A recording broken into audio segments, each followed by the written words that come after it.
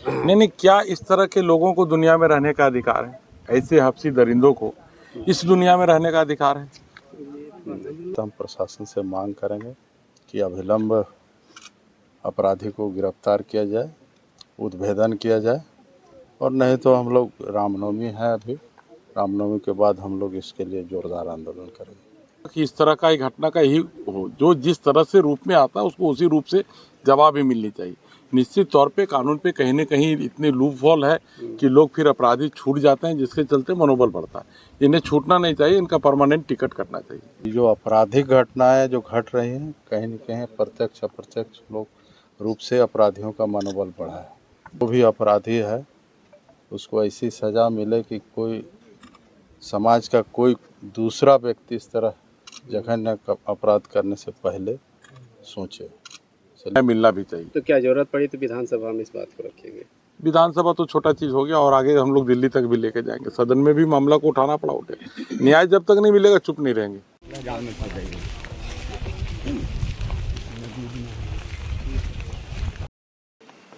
देखिए, जो विष्णुगढ़ क्षेत्र में जो कल घटना हुई है, उसी संदर्भ में यहाँ पर बड़कागांव विधायक रोशनलाल चौधरी, सदर विधायक प्रदीप प्रसाद, विधायक जी यहाँ पहुँचे आप लोग विष्णुगढ़, क्या जायजा लिया आप लोगों ने? तो स्थल का भी निरीक्षण किया। सबसे पहले इस जघन्य अपराध की हम घोर निंदा करते हैं, और इससे बड़ा अपराध और कुछ नहीं हो सकता है। प्रशासन, सरकार, सबसे पहले तो हम मांग करेंगे कि अविलंब 24 घंटा के अंदर जांच करके गिरफ्तारी हो। दूसरी बात कि आज पूरे राज्य में हम कह सकते हैं, पूरा चाहे राज्य का उच्च प्रशासन हो या जिला या स्थानीय प्रशासन, हर जगह प्रशासन का जो रवैया है, सब जगह बालू कोयला चोरी में प्रशासन लिप्त है।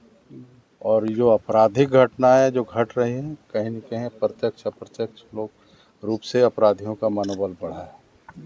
ये घटना, इसकी निंदा जितनी भी की जाए कम है। ऐसा समाज में संदेश जाना चाहिए कि जो भी अपराधी है उसको ऐसी सज़ा मिले कि कोई समाज का कोई दूसरा व्यक्ति इस तरह जघन्य अपराध करने से पहले सोचे। चलिए, सबसे पहले तो हम प्रशासन से मांग करेंगे कि अविलंब अपराधी को गिरफ्तार किया जाए, उद्भेदन किया जाए, और नहीं तो हम लोग, रामनवमी है अभी, रामनवमी के बाद हम लोग इसके लिए जोरदार आंदोलन करेंगे। प्रशासन भी यही कह रही है कि थोड़ा सा त्यौहार का ये है, तकाजा है, इसके वजह से थोड़ी सी ये हो रही है।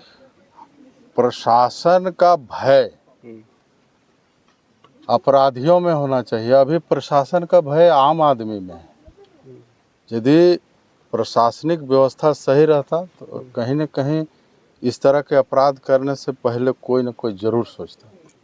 रोज़ घटनाएं हो रही हैं, इसलिए कहीं न कहीं पूरा सरकार, राज्य सरकार, जिला प्रशासन, राज्य प्रशासन पूरी तरह से प्रशासनिक मामले में विफल है। अराजकता का माहौल पूरे राज्य में है।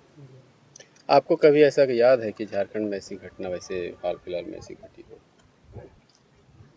हम लोग तो समाचार के माध्यम से निर्भया कांड का दिल्ली में सुने थे, जिस तरह के लोगों के द्वारा सूचना दी गई है, एकदम जघन्य अपराध उसी के तरह सुनने को मिल रहा है। इसलिए हम कह रहे हैं कि ऐसे जघन्य अपराध अक्षम्य है, इसको जितना बड़ा से बड़ा सज़ा हो मिलना चाहिए। तो आप क्या इत्तेफाक रखते हैं? तिवारी जी जो यहाँ मांडू के विधायक है, प्रदीप जी हैं, ये लोग बोल रहे हैं कि पब्लिक ही इसका फैसला करे, कानून का भरोसा उठता जा रहा है। कानून का देखिए भरोसा, अपराध का भी वो सीमा या क्षमा करने का भी सीमा होता है। जिस तरह एक गरीब नादान बच्ची के साथ इस तरह का जघन्य अपराध करना, हिम्मत का दाद देना होगा कि इस तरह का व्यक्ति मनुष्य नहीं हो सकता, वो हैवान है। इस तरह के लोगों को दुनिया में रहने का अधिकार है? नहीं नहीं, क्या इस तरह के लोगों को दुनिया में रहने का अधिकार है? ऐसे हफ्सी दरिंदों को इस दुनिया में रहने का अधिकार है? इस तरह से न्याय मिलना चाहिए कि किसी तरह वो छूटे नहीं, फांसी हो जाए या कुछ ना कुछ योगी मॉडल पर फैसला हो, वही होना चाहिए। आपका आप दिल पे अपने हाथ रख के देखिए, आपका दिल भी ये आवाज़ दे रहा होगा कि इस तरह का एक घटना का यही हो, जो जिस तरह से रूप में आता है उसको उसी रूप से जवाब भी मिलनी चाहिए। निश्चित तौर पे कानून पे कहीं न कहीं इतने लूप होल है कि लोग फिर अपराधी छूट जाते हैं, जिसके चलते मनोबल बढ़ता है। इन्हें छूटना नहीं चाहिए, इनका परमानेंट टिकट कटना चाहिए, चाहे फांसी हो या चाहे जो भी अल्टरनेटिव व्यवस्था हो। बहुत कुछ आपके चैनल के आप मीडिया में नहीं बोल सकते, लेकिन बोलने को तो बहुत कुछ अंदर में है, बोल नहीं सकते। इसका निराकरण होना चाहिए, और जब तक इस बच्ची को न्याय नहीं मिलेगा तब तक हम लोग चुप बैठने वाले भी नहीं। नहीं, डीएसपी साहब से आप बात कर रहे थे उस टाइम, एक यूपी मॉडल की भी आपने जिक्र की थी। अभी भी बोल रहे हैं, पूरा देश बोल रहा है। यहाँ जितने लोग हैं अगर सबसे पूछेंगे, सब यही चाह रहे होंगे न्याय मिले, और उसी तरह न्याय मिले जिस तरह से इन लोगों ने किया है, उसको उसी तरह से न्याय मिलना भी चाहिए। तो क्या जरूरत पड़ी तो विधानसभा में इस बात को रखेंगे? विधानसभा तो छोटा चीज़ हो गया, और आगे हम लोग दिल्ली तक भी लेके जाएंगे। सदन में भी मामला को उठाना पड़ा, उठे। न्याय जब तक नहीं मिलेगा चुप नहीं रहेंगे। उस बच्ची को, आत्मा को शांति नहीं मिलेगा। प्लस ये विशुनगढ़ क्षेत्र जो आम शांति के लिए जाना जाता है, इस तरह की घटना की पुनरावृत्ति हम लोग गाँव में नहीं हो, यही कहना चाहेंगे। धन्यवाद। चौधरी बड़कागांव विधायक और प्रदीप प्रसाद सदर विधायक, इन्होंने साफ कहा कि ऐसे वैसे दरिंदे अगर समाज में रहेंगे तो इस तरह की घटनाएं की पुनरावृत्ति हो सकती है। इसलिए ऐसे दरिंदों को पब्लिक के हवाले करना चाहिए और उसे फांसी